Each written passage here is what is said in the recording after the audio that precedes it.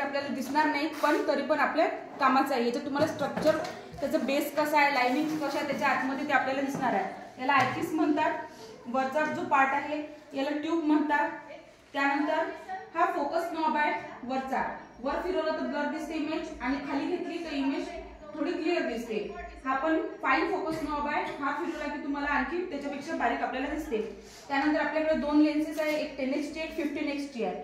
आणि यामध्ये आपल्याला ऑब्जेक्टिव्ह लेन्सेस दिलेले आहेत दोन. याच्यात 100x ची ऑब्जेक्टिव्ह लेन्स आपल्याकडे नाही. ती लेन्स जर असती तर आपल्याला आणखी सगळं फाईन दिसलं असतं. त्यानंतर ह्या स्टेज आहे. स्टेज याच्यावर आपण ठेवतो असतो स्लाइड, याला स्लाइड म्हणतात. याच्यावर तुम्ही लिक्विड किंवा जे तुम्हाला पाहायचं त्याच्यावर ठेवता, आणि त्यानंतर परत दुसरी स्लाइड याच्यावर क्लोज करून ते इथे ठेवतात त्याच्यावर. त्यानंतर खाली जो आहे